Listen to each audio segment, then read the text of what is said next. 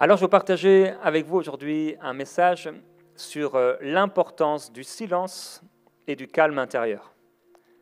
L'importance du silence et du calme intérieur. Je vais partager 6 points avec vous, et suite à un rêve que le Seigneur m'a donné avant-hier. Et voilà, donc il m'a partagé ce thème pour vous. Et mon premier point, on va aller dans Luc au chapitre 5. Luc chapitre 5. Et mon premier point, c'est au milieu des bruits et de l'agitation de ce monde, il faut savoir se mettre à part pour trouver le silence. Au milieu des bruits et de l'agitation de ce monde, il faut savoir se mettre à part pour trouver le silence. Alors, le ministère du Seigneur Jésus-Christ, c'était un ministère extraordinaire. Des foules se rassemblaient autour de lui pour l'entendre et pour être guéris de leur maladie. Il est écrit à un moment dans l'évangile de Marc que Jésus avait pris les dispositions nécessaires pour que lorsque la foule, rappelez-vous qu'elle venait par milliers pour être guérie, il devait, les disciples, tenir toujours à disposition une barque pour qu'au moment où les gens voulaient s'écraser sur le Seigneur Jésus parce qu'ils voulaient être guéris, et imaginez-vous être malade d'une maladie incurable ou d'une maladie en tout cas qui vous dérange, et vous savez que Jésus guérit tous les malades, eh bien j'imagine qu'aujourd'hui, si Jésus était là, vous allez courir de toutes vos forces pour pouvoir le toucher parce que vous savez que juste en le touchant, vous allez être guéri. Et donc les gens s'écrasaient en foule pour pouvoir toucher le Seigneur Jésus parce qu'un grand nombre parmi eux étaient malades.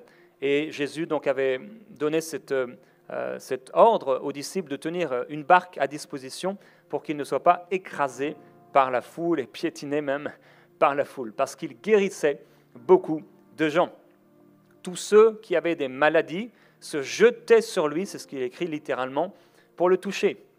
Et donc ici dans Luc au chapitre 5, au verset 15, il est écrit « On parlait de plus en plus de lui, et les gens venaient en foule pour l'entendre et pour être guéris par lui de leur maladie. Mais lui, il se retirait dans les déserts et priait. » Alors bon, la plupart d'entre nous, on n'a pas peut-être le même problème que Jésus. Les gens ne se ruent pas encore en foule pour nous toucher, parce qu'une onction se dégage tellement forte de nous qu'elle guérit tous les malades. Mais c'est peut-être d'autres choses et d'autres agitations, d'autres bruits qui sont autour de nous et qui nous dérangent. Jésus devait faire attention de ce que la foule, qui avait des besoins et des besoins auxquels il voulait répondre, il voulait les guérir, il voulait leur faire du bien, mais en même temps, il avait aussi son temps où il se retirait de la foule, pendant même qu'il restait beaucoup de gens à guérir et beaucoup de gens à libérer. Mais lui, il est écrit « mais lui », et c'est étonnant lorsqu'on lit ce passage la première fois, pendant que la foule vient auprès de lui pour être guéri, mais lui, il se retirait dans les déserts et il priait. Donc Jésus avait besoin de se retirer. Et de la même façon que cette barque était là, disponible pour lui, pour pouvoir être retiré, pour ne pas être écrasé, bien, il y a parfois dans nos vies des temps où on a vraiment besoin de se retirer pour ne pas être écrasé. Aujourd'hui, cette foule, ce n'est pas une foule de gens qui viennent, en tout cas encore aujourd'hui, pour nous toucher, mais c'est différentes choses qui viennent pour nous écraser. Alors il faut qu'il y ait une barque. Il faut qu'il y ait quelque chose, un endroit où vous allez pouvoir vous retirer. Construire une barque et vous retirer dans cette barque pour être seul avec Dieu. Si on n'a pas de barque, si on n'a pas d'endroit où se retirer, tôt ou tard, on va être écrasé et submergé. Et on va passer à côté de bien des grâces, de bien des choses que Dieu veut partager avec nous, mais on est tellement occupé, tellement préoccupé, tellement parfois inquiet et chargé, émotionnellement, on est chargé dans tous les sens qu'on n'arrive plus à se mettre à part, alors que c'est justement le moment, et même on aurait dû le faire avant, de se mettre à part. il faut qu'il y ait une barque mise à disposition de notre paix, afin de pouvoir garder notre paix et le calme intérieur. Si on pouvait voir à l'intérieur de chacun de nous, si c'est le calme ou si c'est la tempête, on pourrait être surpris. Des gens avec un beau sourire, on pourrait voir qu'à l'intérieur d'eux, c'est une grosse tempête. Et des gens qui n'ont pas l'air d'aller forcément très très bien, à l'intérieur d'eux, ils sont en paix. Comme l'apôtre Paul qui disait que les gens disaient qu'ils étaient malheureux alors qu'ils étaient heureux, pleins de joie. On peut parfois avoir un extérieur qui ne reflète pas l'intérieur et vice-versa. Il faut qu'il y ait une barque et un endroit où on se mette à part. À cause de l'agitation et de toutes les choses qu'on peut rencontrer, alors ça peut être les enfants, et merci Seigneur pour les enfants qui sont une bénédiction, mais on sait, vous savez, et surtout les mamans peut-être, combien c'est prenant, les enfants. Les enfants sont là du matin au soir et même la nuit. Ils n'en ont que faire de votre sommeil. Voilà, c'est les enfants. Hier, j'ai été voir ma sœur. Ça peut être des collègues de travail qui nous fatiguent sans cesse. Mon père, d'ailleurs, avait un collègue de travail assez particulier. Lui, il avait une barque aussi, d'ailleurs. Un bateau dans lequel il allait, mais lui, c'était pour ne voir personne. Il y a parfois des oppressions comme ça, qui sont juste naturelles, qui sont humaines, parfois qui sont sataniques, circonstancielles. Ça peut être la foule de gens selon l'endroit où vous habitez, dans les transports. Et si c'est tellement calme, et d'ailleurs j'ai pu le dire plusieurs fois en France, particulièrement en région parisienne, où les gens peuvent mettre 1h30, 2 heures, 3 heures pour aller au travail, matin et soir, toute l'année. Et donc on a une grâce. Et il y a des gens qui sont chargés par le bruit du métro. Un des pasteurs chez qui j'ai prêché, il me dit moi j'ai le tramway dans mon jardin. Donc il y a son jardin, il y a le tram qui est juste là. Et donc il dit, il y a tout le temps du bruit. Vous habitez avec ça, ce bruit incessant qui se répète encore et encore. On peut s'y habituer, mais ça crée quelque chose en nous. Une fatigue, on est chargé, on est fatigué, ce bruit incessant. Certains, c'est les va-et-vient qui ne s'arrêtent jamais. Le bruit peut-être des bars. Certains habitent à côté d'endroits bruyants ou un voisin qui met de la musique constamment bruyante. L'omniprésence des téléphones portables, des interactions virtuelles constamment là. Et tout ça, ça peut nous oppresser. Et ton cœur, mon cœur, a besoin de paix. Notre cœur et ton cœur a besoin de paix. Notre cœur n'est pas fait pour être chargé, oppressé, gonflé, prêt à exploser, qui amène plusieurs personnes à prendre des antidépresseurs, des anxiolytiques, etc. Personnes qui sont oppressées, tellement oppressées parce qu'elles ont besoin du coup de se calmer. Mais nous, on a autre chose qu'un antidépresseur. La présence du Saint-Esprit qui descend sur nous dans le lieu secret et qui amène une profonde paix. Une paix qui demeure. Une paix dans laquelle on peut vivre et demeurer. Dans laquelle on peut rester. Et même au milieu de la tempête, comme nous l'avons chanté, on peut traverser la tempête en gardant la paix. Une paix surnaturelle.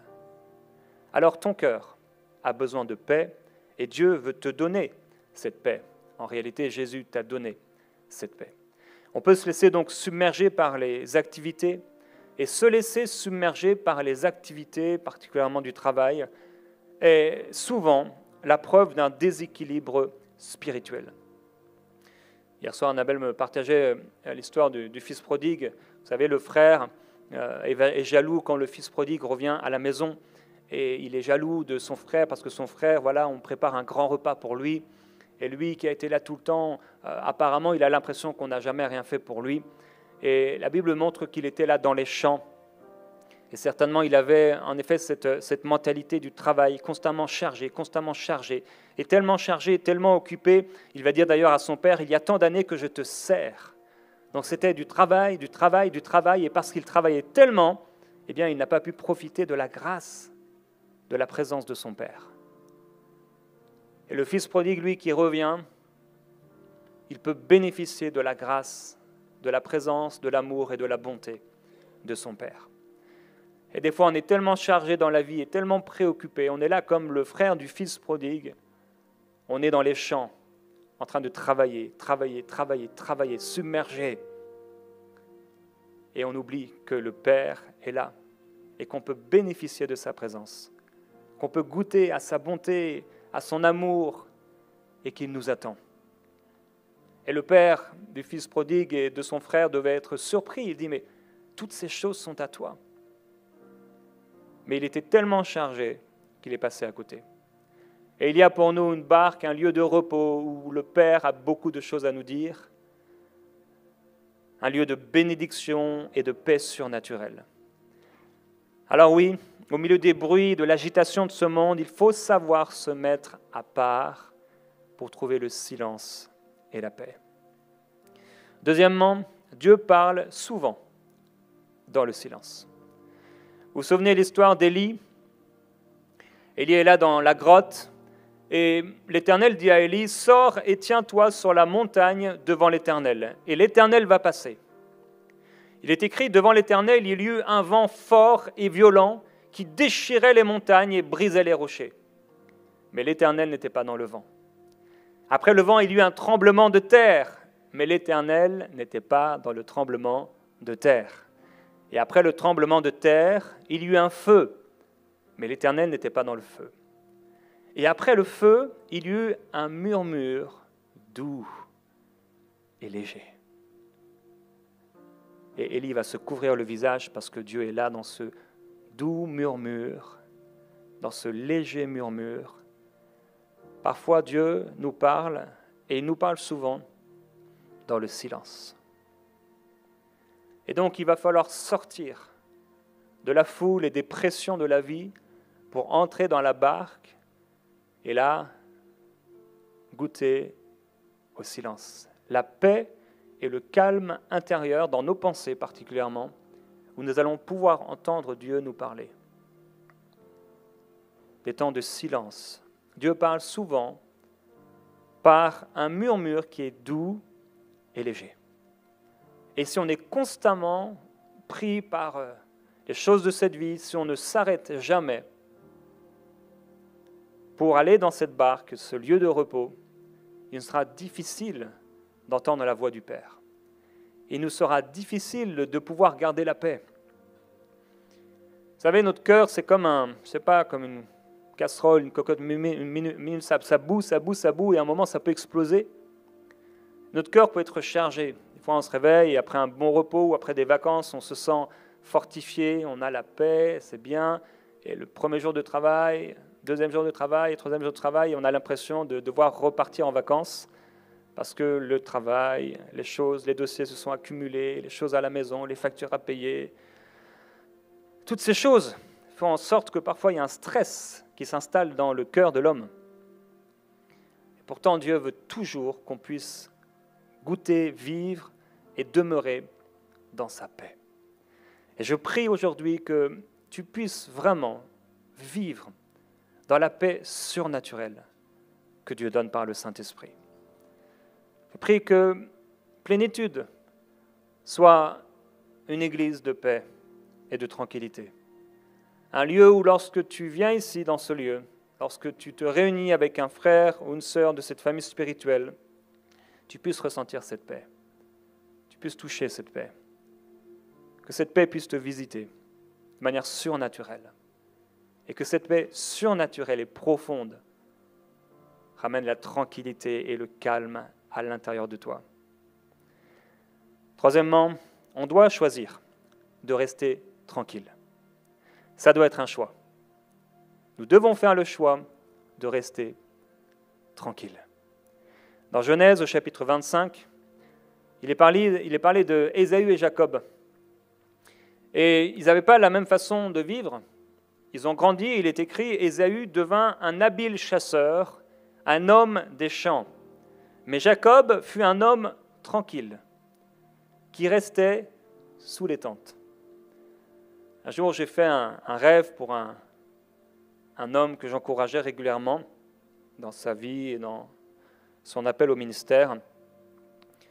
Et en me réveillant, ce verset tout de suite est monté dans mon cœur. Ésaü était un habile chasseur, un homme des champs, mais Jacob fut un homme tranquille qui restait sous les tentes. Et l'encouragement du Saint-Esprit pour cette personne, c'était d'être comme Jacob et rester tranquille. Vous savez, parfois on a un appel au ministère ou un appel dans quelconque projet, on veut courir, courir, courir, courir. Parfois Dieu veut juste qu'on reste tranquille. Des fois on court tellement vite qu'on a laissé Dieu derrière. Alors il faut aller comme le peuple d'Israël avec cette colonne de nuée et de feu, pouvoir la suivre. Ce n'est pas Dieu qui doit nous suivre, c'est nous qui devons le suivre. Et il dit arrêtez, sachez que je suis Dieu. Il y a toujours un temps de repos pour le peuple de Dieu. Et Jacob était donc un homme tranquille, qui restait sous les tentes. Ça ne veut pas dire qu'on ne travaille pas, mais c'est un état de cœur, la tranquillité de cœur. Beaucoup de gens meurent avant l'âge à cause de ce qui se passe à l'intérieur d'eux. Beaucoup de gens meurent, infarctus, etc., crise cardiaque, parce qu'ils ont été tellement pressés, leur cœur physique a ressenti tellement de pression à cause de leurs émotions, parce qu'ils n'ont pas su aller dans la barque et trouver cette paix et ce calme intérieur, qu'ils meurent trop tôt. Dieu veut nous faire vivre une longue vie. Alors je prie qu'aujourd'hui tu puisses décompresser. Et ce n'est pas seulement les vacances qui nous aident à décompresser, mais c'est plus que tout la présence de Dieu. On doit faire le choix de rester tranquille. Mais pour ça, on doit faire des efforts de couper certaines choses. On va être obligé, pour trouver la tranquillité, de couper des choses. Et de ne pas faire des choses qu'on aurait même dû faire pour aller dans la présence de Dieu. On va devoir arrêter ce que nous sommes en train de faire pour aller dans un lieu retiré, dans la présence de Dieu, trouver la tranquillité. C'est notre choix. On doit faire ce choix, le choix de rester tranquille. Jacob et Ésaü, il est écrit que Jacob faisait cuire un potage. Il est tranquille en train de cuire son potage. Ésaü revint des champs accablé de fatigue. Accablé de fatigue. Il est agité, chargé, fatigué. Je ne sais pas si vous avez déjà travaillé dans les champs, mais c'est très fatigant. Moi, je ne l'ai jamais fait, mais...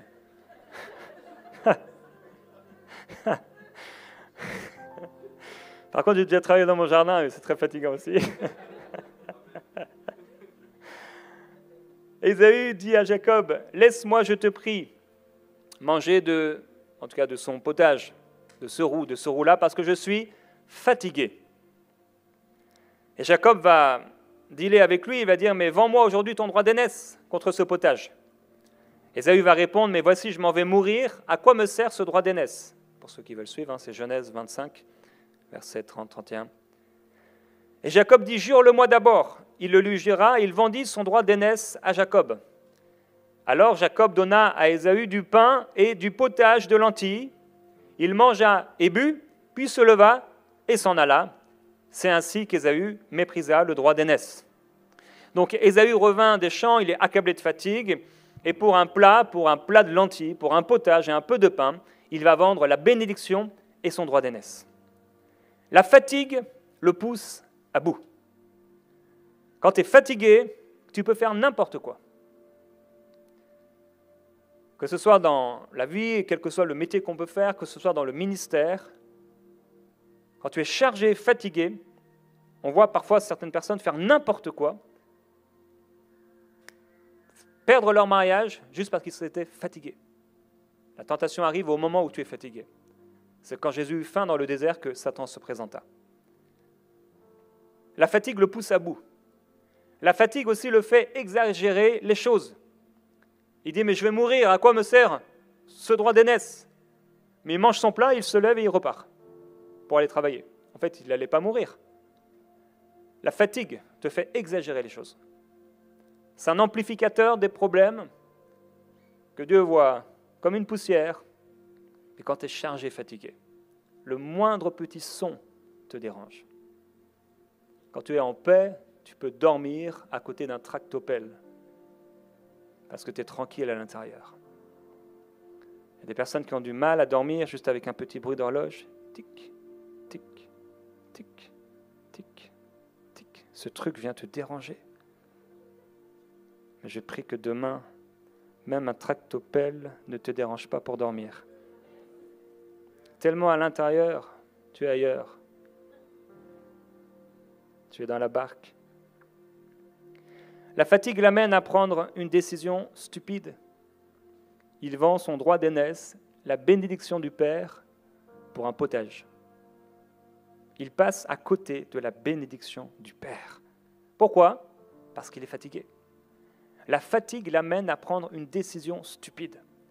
Combien de disputes ont démarré juste parce qu'ils étaient fatigués ? La même fatigue au milieu des vacances aurait pu bien se passer. Ou mieux en tout cas. Ou la même dispute au milieu des vacances. Mais cette dispute-là, alors qu'on est fatigué, ça se passe très mal. On est irrité, on répond, on réagit, parce qu'on est fatigué. Et on peut prendre des décisions stupides juste par la fatigue. Oui, on dit à l'enfant, vas-y, va chez le voisin, vas-y, regarde ton truc, va sur ton téléphone. Et voilà que l'enfant commence à regarder des choses et à vivre des choses qu'il n'aurait jamais dû vivre et regarder juste parce que tu étais fatigué. La fatigue, ça nous pousse à faire des choses dangereuses et stupides. Après son repas, il se lève aussitôt, il s'en va pour travailler encore. Et quand on va dans la barque, il faut réussir à y rester un certain temps. Dans la prière, on est tellement parfois rapide, pressé. On fait notre truc. Comme on paye une facture rapidement, maintenant avec Interac, c'est facile, tu payes ta facture, Interac, floup, c'est fait. Avant, tu devais faire un chèque, tu devais timbrer, tu devais aller à la poste, tu devais le mettre. Et maintenant, hop, 2 secondes, c'est fait. En 1 seconde, maintenant, je peux faire un virement bancaire à n'importe lequel d'entre vous et vous donner 50 000 $ en un instant.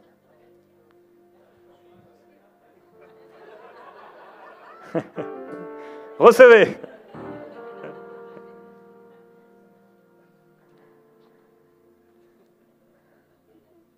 Donc, on aime les choses rapides. Et des fois, on entre dans la présence de Dieu, entre guillemets, on entre. Et là, tout de suite, on sent comme une paix qui vient, et on repart aussitôt. Mais il y avait plus. Il y avait plus. Et il y a plus pour toi. Cette paix, elle doit venir profondément. Et donc, régulièrement, il faut retourner dans ce lieu de repos. Régulièrement. Chaque jour, tu dois avoir un temps avec Dieu, un temps de repos, où il tranquillise ton âme, où il fait du bien à ton âme. Depuis combien de temps tu n'as pas senti réellement que Dieu a fait du bien à ton âme ? Le problème, c'est souvent pas dans le ciel. Le problème, souvent, c'est le temps que tu lui donnes et dont tu as besoin pour que ton âme se calme. Jacob, finalement, va obtenir le droit d'aînesse en restant tranquille à la cuisine, pendant qu'Ésaü s'est fatigué dans les champs. Jacob va recevoir la bénédiction ensuite du Père, en prenant 2 chevreaux dans le troupeau du Père, que sa mère va cuisiner, alors qu'Ésaü est parti, lui, les chasser. Lui, il prend, et il se sert, et il est béni en restant tranquille. Il y a une bénédiction et une grâce qui peut venir dans notre vie, juste en restant tranquille. J'ai réalisé il y a plusieurs années que parfois il y a un temps de repos et de grâce qui nous est donné pour faire quelque chose. Quand on ne le fait pas au bon moment, c'est comme si la grâce s'en va et ça va devenir difficile de faire cette chose-là. Mais il y a parfois une grâce qui vient sur nous pour faire quelque chose et c'est facile à faire. Et il y a une bénédiction qui vient du Père alors qu'on lui fait confiance et qu'on reste tranquille. Vous savez, nous les hommes, on veut aller tout de suite dans nos activités, on se lève et floup, c'est parti. Surtout, comme j'ai dit, dans certaines régions, ou dans certains cœurs, on a ça à faire, alors on se dit qu'on n'a pas le temps de prier. Et on court plus vite que Dieu. Et il faut savoir s'arrêter. Parce que si on prenait le temps de s'arrêter, comme Jésus qui prenait le temps d'aller à l'écart, d'aller seul à l'écart, de se retirer dans le désert, eh bien, parce qu'on aura mis Dieu en premier, il y a une grâce, il y a une faveur et il y a une bénédiction qui nous sera donnée. Jacob reste là tranquille et pendant que son frère va chasser, parce que c'est un chasseur, il sait chasser, il part et il va chasser, lui, sa maman lui dit, bien, prends deux chevreaux là dans le troupeau de ton père, je vais les cuisiner pour toi. Et il reçoit la bénédiction. Alors bon, les choses ont été faites d'une manière assez particulière, mais nous, on peut rester tranquille en se retirant dans la présence de Dieu et recevoir une bénédiction et une grâce. On peut beaucoup se fatiguer et se charger pour obtenir si peu, alors qu'en plaçant notre confiance en Dieu, en étant actif, mais dans la grâce, il y a une vraie bénédiction qui nous permet d'être reposés. Comment on peut courir pour de l'argent, pour un projet, pour faire quelque chose, alors que Dieu nous demande de rester tranquille. David était également un homme tranquille. Vous vous souvenez, lorsque le prophète Samuel va venir dans sa famille, Isaïe va faire passer tous ses fils, 7 de ses fils, et le Seigneur va dire, je n'ai choisi aucun d'eux. Samuel va dire, mais tu n'as pas un autre enfant? Il a dit, si, il reste le petit, mais il garde les brebis. Et David a eu le temps, et il a écrit beaucoup de psaumes, il avait le temps là avec les brebis, tranquille. Je ne sais pas si vous avez déjà été en Corse, j'espère pour vous que vous irez. Moi, j'aimerais y aller demain. C'est tranquille. Il fait chaud, c'est sauvage. Tu as des brebis qui sont là, des animaux sauvages, des chevaux sauvages, des montagnes magnifiques. Tu as la mer au loin, les rivières, tranquille. Et David était là, tranquille, avec ses brebis. Bon, parfois, il y a un ours qui venait, il donnait un coup sur sa gueule. Oui, les animaux ont une gueule. Mais sinon, il était tranquille avec les brebis. Et cette tranquillité, parce que ce n'était pas un jour, 2 jours, 3 jours, ça a duré des mois et des années, il était là juste tranquille avec les brebis, il a pu penser, méditer, parler à Dieu, grandir dans la confiance en Dieu, regarder les étoiles du ciel et dire « Waouh, qu'est-ce que l'homme pour que tu te souviennes de lui ?» Et il méditait sur la grandeur de Dieu en regardant la création et dans la tranquillité. Bon, les brebis pouvaient faire un peu de bruit, mais au-delà de ce bruit, il restait tranquille à l'intérieur de lui. Et cette tranquillité, en opposition à l'anxiété, lui a permis de vaincre des géants. Parce qu'il était tellement tranquille à l'intérieur qu'il a, par cette tranquillité, cette confiance en Dieu, cette paix intérieure, il n'a pas eu peur devant les géants. Parce qu'il avait pris le temps de se retirer dans le désert. Et quand tu prends le temps de te retirer dans la présence de Dieu, il y a une paix qui vient sur toi, tu es calme à l'intérieur et tu es capable, par la paix surnaturelle de Dieu, de faire face à n'importe quel géant. Si tu avais été chargé, fatigué, ça t'aurait fait peur, tu es dans le domaine des émotions. Tout de suite, la chose arrive, un accident, un problème, quelque chose que tu n'avais pas prévu, et parce que tu es fatigué, parce que tu n'as pas eu le temps d'aller dans la présence de Dieu, wow, tu t'affoles, tu paniques. Mais on a tous goûté à la présence de Dieu, je l'espère en tout cas, si fort où tu sais qu'il pourrait arriver n'importe quoi. Là, tu es tellement dans la dimension de l'esprit que ton cœur est calme et tranquille. Et c'est avec ce cœur calme et tranquille que David a pu sortir là il était avec ses brebis et il arrive sur le champ de bataille, mais il a encore le même esprit, la même tranquillité, le même calme à l'intérieur.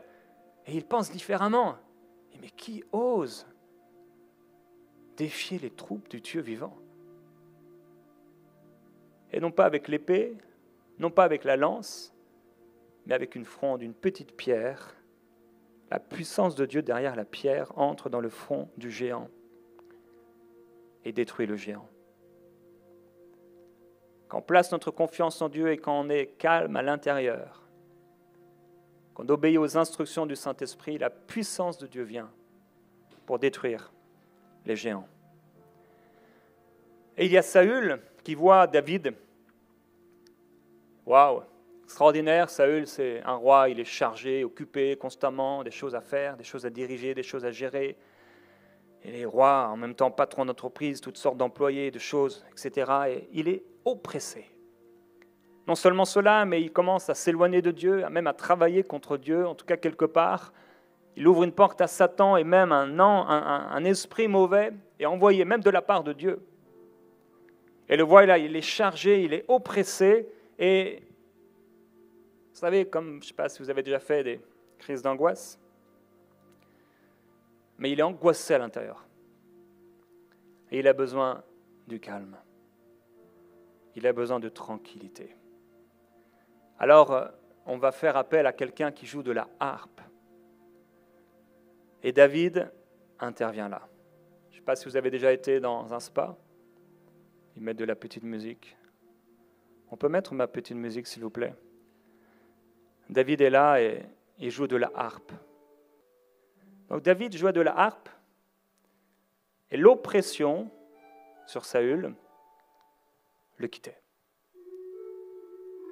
L'esprit mauvais qui était sur lui partait.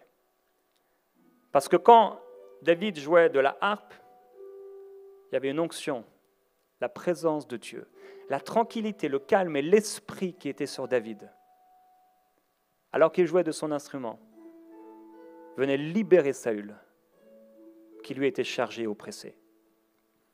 Et il y a une onction dans la présence de Dieu qui vient te libérer et te décharger. Merci pour l'harpe. David était un homme tranquille et sa tranquillité d'esprit lui a permis d'avoir la force et le calme intérieur pour combattre les géants. Aujourd'hui, je veux parler à ton cœur. Sois tranquille. Reste tranquille. Respire un bon coup dans la présence de Dieu et reçois la paix surnaturelle que seul Dieu peut donner. Quatrième point, c'est que nous devons choisir de rester tranquilles et silencieux pour laisser Dieu agir. Vous vous souvenez de l'histoire de Jéricho? Ils ont dû tourner 6 fois autour de la ville. Il y avait le son des trompettes. Mais Josué va leur dire, vous ne crierez pas, vous ne ferez pas entendre votre voix, et il ne sortira pas un mot de votre bouche jusqu'au jour où je vous dirai, poussez des cris, alors vous pousserez des cris. Et donc le premier jour, devant cette muraille de Jéricho, les trompettes sonnaient, mais eux, ils ne devaient rien dire, pas un mot. Pourquoi Dieu a fait cela? Parce que sinon, ils auraient dit, mais c'est impossible, mais qu'est-ce qu'on est en train de faire? On est complètement débiles. En train de tourner autour de cette muraille, mais c'est n'importe quoi. Et ils auraient parlé, discuté, raisonné, calculé, et ils se seraient arrêtés. Mais ils n'ont rien dit. Calme et silence. Et le 7e jour, ils ont fait cela encore, et à un moment, Jésus a dit, poussez un cri. Et à un moment, lorsqu'ils ont poussé ce cri, les murailles se sont effondrées. Il y a des temps où dans la tranquillité et le repos, tu es là tranquille, tu parles à Dieu, tu te confies en lui, tu le reconnais dans toutes tes voies. Et à un moment, il y a un cri qui sort de toi. Mais c'est le cri de l'esprit. C'est le cri qui fait tomber les murailles, qui brise les chaînes. C'est le cri de l'esprit. Au milieu du silence, il y a un cri de l'esprit qui s'élève à un moment propice. Quand c'est par toi-même, tu cries, tu t'affoles. Et quand tu lui fais confiance, avec le calme et la paix intérieure, à un moment, c'est lui qui dit maintenant, crie. Et à un moment, tu sens, tu dois pousser un cri de délivrance et de libération. Et en un instant, la situation est transformée. 5e point, c'est que nous devons choisir de faire de la place pour nous mettre à part et rester tranquilles. Dieu dit, c'est si vous revenez à moi, si vous restez tranquille, que vous serez sauvés. C'est dans le calme et la confiance que sera votre force. Mais il dit ensuite, parce que ça on connaît bien, mais vous ne l'avez pas voulu. Et vous avez dit, non, nous fuirons à cheval. Et Dieu dit, oui, en effet, vous allez fuir devant vos ennemis. Alors on doit choisir de faire de la place. Dieu dit, c'est si vous revenez à moi, si vous restez tranquille, en fait, si vous me faites de la place. C'est là, dans le calme et la confiance, que sera votre force. Se mettre à part demande de la confiance en Dieu. Comme je l'ai dit tout à l'heure, c'est du temps qu'on aurait pu utiliser pour faire autre chose, des choses qu'on trouve importantes. Mais il faut absolument faire le choix de lui laisser la place. Trouver le calme, ce n'est pas forcément aller habiter à la campagne. Je regardais une carte de l'utilisation des statistiques, de l'utilisation des antidépresseurs, par exemple en France, et j'ai réalisé étonnamment que ce n'était pas dans la capitale ou dans les villes les plus grandes, mais c'était au centre de la France, plus dans la campagne, que les gens utilisaient le plus d'antidépresseurs. Et aussi en Côte d'Azur, pas seulement. Mais même à la campagne, des gens font des dépressions. C'est une histoire de cœur. Tu dois faire de la place à Dieu dans ton cœur et dans ta vie. On ne devrait pas attendre d'être à l'endroit parfait pour faire de la place à Dieu. Certains disent, quand je serai en vacances, là, je vais prier davantage. Quand je serai en vacances, là, Seigneur, voilà, je vais lire ce livre, ou je vais faire ceci, cela. On devrait dès aujourd'hui laisser la place à Dieu et ne pas attendre demain d'être dans un meilleur endroit ou ce qu'on considère comme meilleur pour nous mettre à part. Parfois aussi, on doit faire des choses étonnantes et un peu particulières pour nous mettre à part. Des choses qui ne seront peut-être pas comprises par d'autres, mais on a besoin de se mettre à part. Il est possible qu'au milieu d'une soirée, on ait besoin d'aller se retirer juste 2-5 minutes dans la présence de Dieu. Il est possible qu'au milieu de notre travail, notre pause, ce ne soit pas une pause pour aller fumer une cigarette, mais peut-être on va aller dans notre voiture quelque part juste pour être dans la présence de Dieu. On est devant un dossier, quelque chose de compliqué, mais la barque est là. Et on va sur la barque pour ne pas être écrasé. Et Seigneur, sur cette barque, c'est dur, c'est compliqué, j'ai envie d'exploser, mais je te fais confiance. Seigneur, je me décharge sur toi. Seigneur, tu vois mes émotions, c'est la panique à l'intérieur. Je suis chargé, comment je vais faire? Ces dossiers qui s'entassent, comment je vais faire? Seigneur, je te laisse la place. Je te donne la place. Sixièmement, au milieu de la tempête, il faut savoir rester silencieux. Dans Marc au chapitre 4 et au verset 37, Marc chapitre 4, verset 37, il est écrit « Un vent violent s'éleva et les vagues se jetaient sur la barque, au point qu'elle se remplissait déjà. Et lui, Jésus, il dormait à l'arrière sur le coussin. Ils se réveillèrent et lui dirent « Maître, cela ne te fait rien que nous soyons en train de mourir ?» Il se réveilla, menaça le vent et dit à la mer « Silence, tais-toi !» Le vent tomba et il y eut un grand calme. Puis il leur dit « Pourquoi êtes-vous si craintifs? Comment se fait-il que vous n'ayez pas de foi ?» Le calme intérieur de Jésus, qui lui permettait de dormir au milieu d'une tempête, ce même calme, il va l'utiliser pour amener cette tempête à se calmer.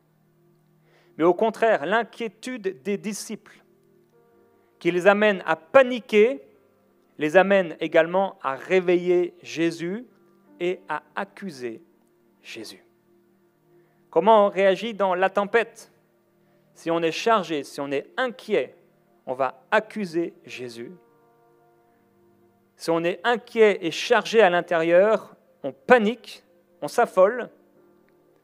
Mais si on est dans le calme, parce qu'on se retire régulièrement dans cet endroit désert, dans la présence de Dieu, on peut parler avec calme et tranquillité à la tempête et elle se calme et elle s'arrête. Jésus dormait. Tu peux dormir tranquille. Par la puissance de Dieu, tu peux dormir tranquille. sans antidépresseur, sans problème.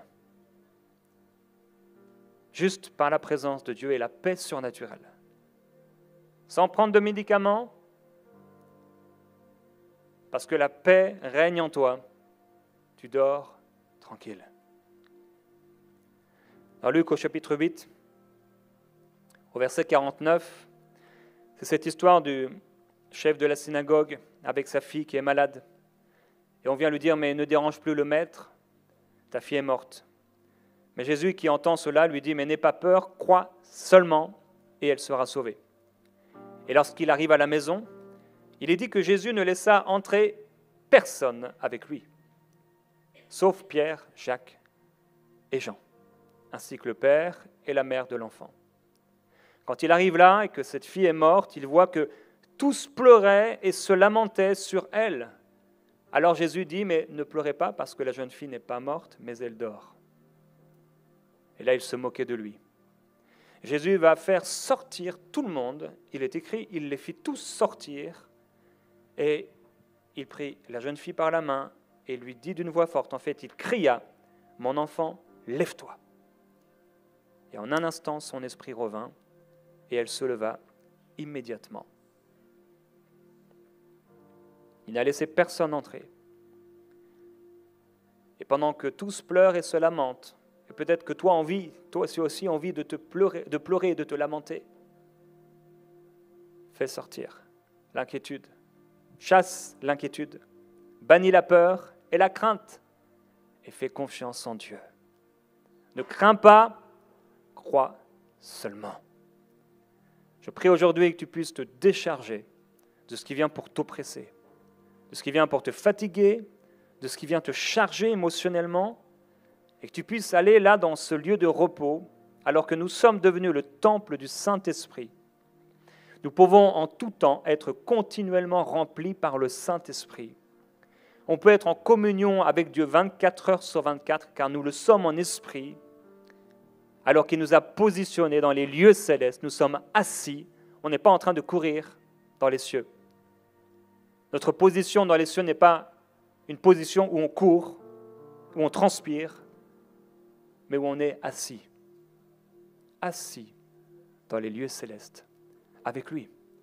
Je vous ai dit il y a quelques semaines que des premières choses que le Seigneur Jésus a fait lorsqu'il est ressuscité, il a mangé avec les disciples, tranquille.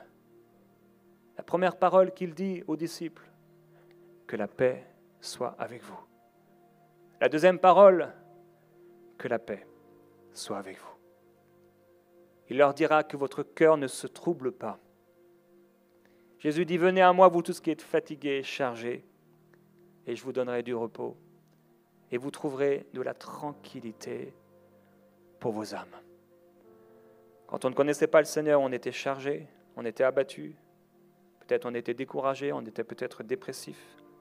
Mais maintenant que nous sommes à lui, allons-nous vivre dans la peur, dans la dépression à nouveau, comme des personnes qui n'auraient pas été sauvées? Non, c'est pour la liberté que Christ nous a libérés. C'est pour la liberté qu'il nous a affranchis. Alors je t'encourage aujourd'hui, reste tranquille dans la tempête. Et si tes émotions bouillonnent, soumets-les. Pourquoi t'as battu mon âme au-dedans? Pourquoi gémis-tu à l'intérieur de moi? Espère en Dieu, mon âme, car je le louerai encore. Crois en Dieu, parce qu'il agira. Et je veux déclarer au nom de Jésus-Christ qu'aujourd'hui, tu retrouves ton sommeil.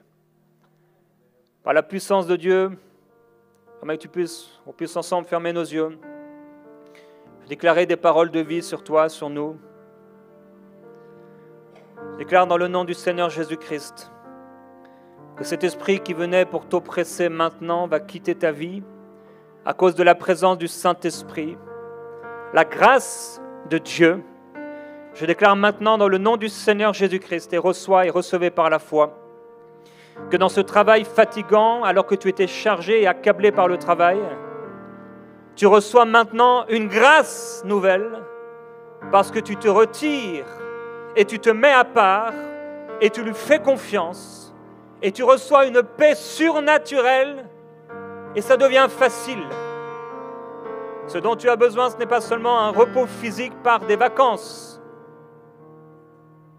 mais ce dont tu as besoin par-dessus tout, c'est le repos du Saint-Esprit que Dieu donne à celui qui se confie en lui. Je déclare dans le nom du Seigneur Jésus-Christ, alors que tu es une maman et chargée, fatiguée, tu t'occupes de tes enfants encore ou de ton enfant et ça te fatigue. Tu voudrais tellement te reposer. Je déclare au nom de Jésus-Christ qu'il y a un repos qui vient du ciel pour toi et qui t'est donné. Je déclare aussi cette grâce surnaturelle sur tes enfants, afin que ce soit léger, parce que la bénédiction du Seigneur n'est suivie d'aucun chagrin. Père, je déclare sur ton peuple cette légèreté dans l'esprit. Tu as dit, venez à moi, vous tous qui êtes fatigués et chargés. Et si tu es là, mon frère, ma soeur, aujourd'hui, dans ce temps de prière, tu es chargé à l'intérieur de toi. Si souvent tu es oppressé par le stress, ça t'a poussé à faire des choses stupides, ça t'a poussé à dire des paroles que tu n'aurais pas dû, simplement parce que tu étais fatigué. Ça n'avait rien à voir avec ta femme, avec ton époux, avec tes enfants, ou avec cette personne, ce collègue de travail ou ton directeur. C'est juste que tu es fatigué. Tu es à bout de nerfs. Et le Seigneur veut te donner une paix surnaturelle et profonde. Ça ne viendra pas en allant au spa. Ça ne viendra pas en écoutant de la harpe.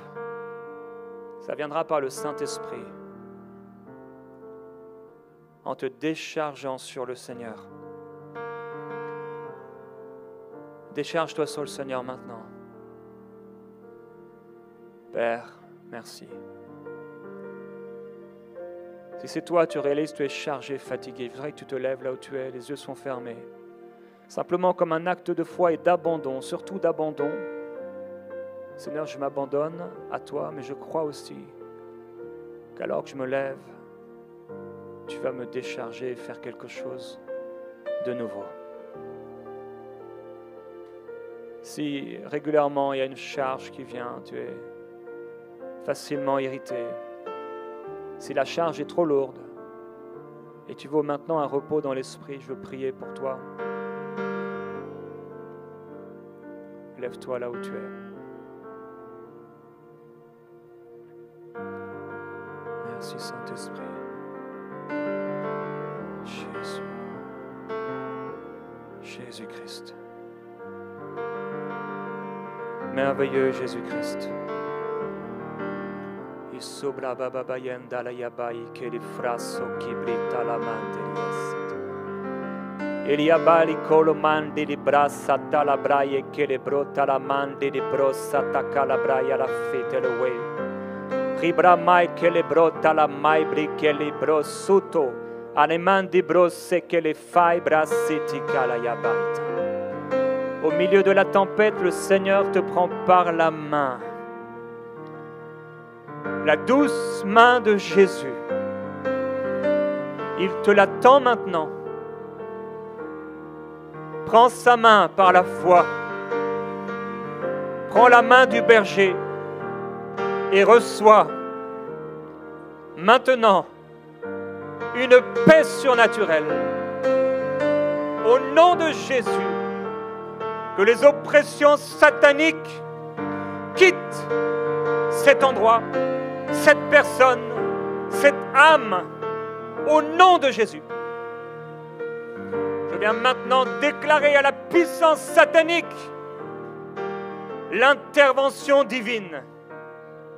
Tempête, tais-toi, au nom de Jésus.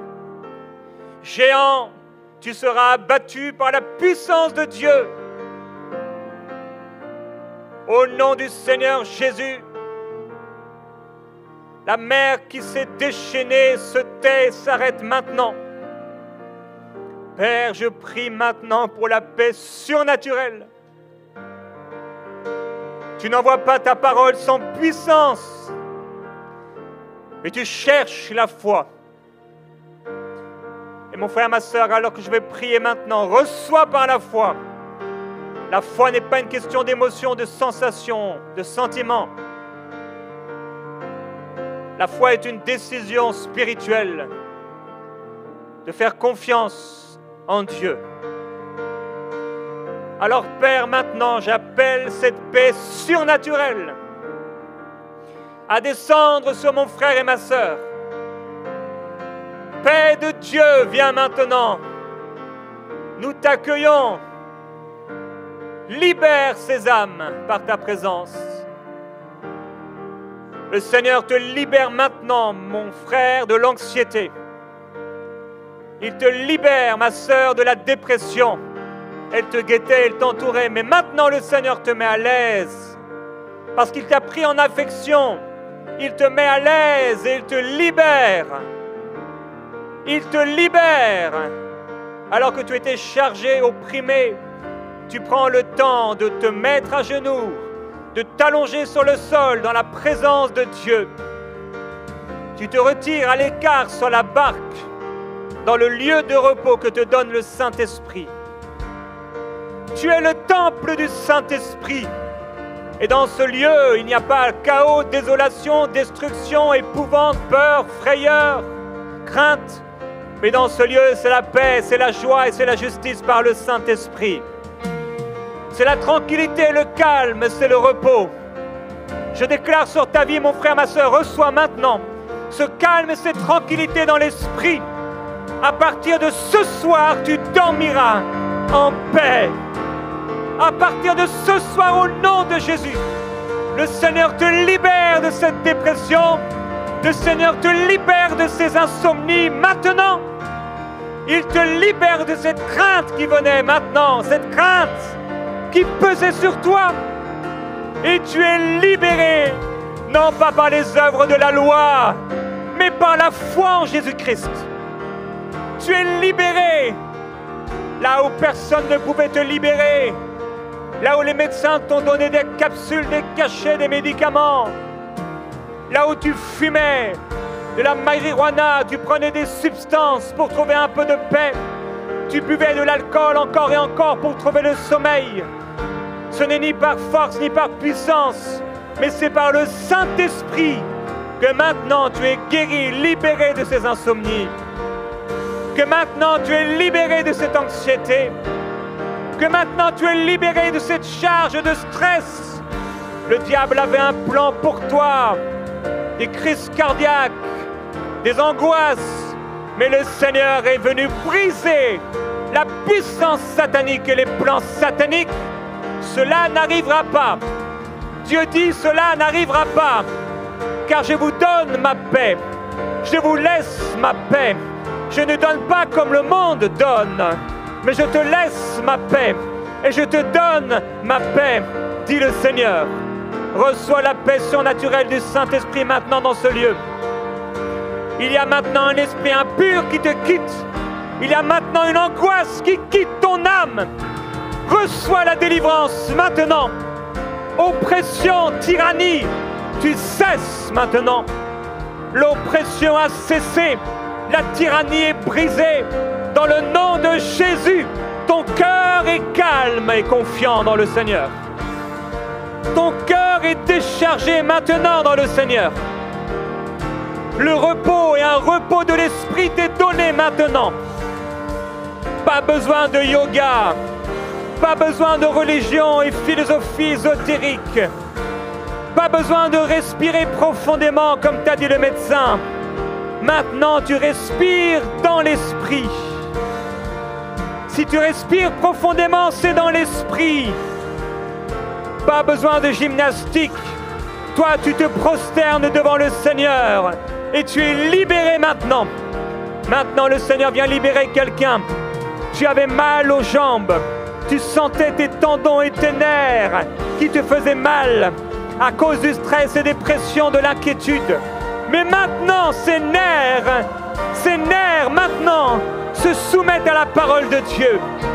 Et tu es libéré maintenant dans ton corps de cette charge émotionnelle pesante, d'inquiétude et de crainte. Sois libéré, mon frère, ma sœur, de cette crainte maintenant. Sois libéré de cette peur de la mort. Au nom de Jésus, reçois le ministère du Saint-Esprit. Reçois le ministère de guérison maintenant. Il te connaît par ton nom.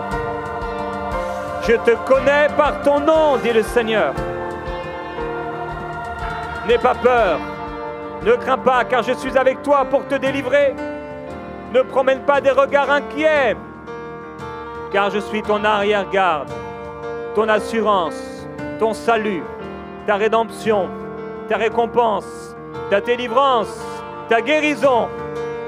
C'est moi qui suis ton Dieu, ton roc, ta forteresse, ton libérateur. Je suis ton lieu de repos. Je suis ton Seigneur et ton Maître. Je suis ton berger, ton médecin. Je suis le gardien des brebis. Je te connais par ton nom. Une place t'est réservée en moi et par moi. Tu marcheras. Je te mets à l'aise, car je t'ai pris en affection. Ton âme est libérée maintenant. Tu vas respirer normalement. Ces problèmes d'asthme qui venaient régulièrement ne viendront plus par la puissance de Dieu. Il te libère maintenant de ces angoisses. Il te libère au nom de Jésus. Reçois cette guérison. Reçois cette délivrance. J'ordonne à ces angoisses maintenant de te quitter pour toujours. Dans le nom du Seigneur Jésus. Ton cœur qui battait rapidement, maintenant devient calme et tranquille. Comme le fleuve doux et limpide, tranquille qui sort du trône de Dieu. Ainsi sera ton cœur tranquille et reposé. Dans le nom du Seigneur. Père, je veux te glorifier et te remercier pour les guérisons maintenant que tu opères par ton esprit. Merci pour les guérisons maintenant que tu opères par ton esprit. Au nom du Seigneur Jésus-Christ, sois guéri là où tu te trouves. Sois guéri, quelle que soit cette maladie. Reçois maintenant la guérison. Par la puissance du Saint-Esprit. Commence à faire ce que tu ne pouvais pas faire. Et vois la bonté et l'amour de Dieu manifestés. Père, nous voulons te remercier. Tu es le bon berger. Tu es notre lieu de repos. Tu combattras pour nous. Nous gardons le silence devant l'Éternel et nous espérons en lui. Nous t'adorons, Seigneur, et nous te glorifions. Merci, Jésus, de ce que tu fais, de ce que tu opères. Maintenant, pour terminer, mon frère, ma sœur, où est cette barque, ce lieu de repos? Trouve ce lieu de repos.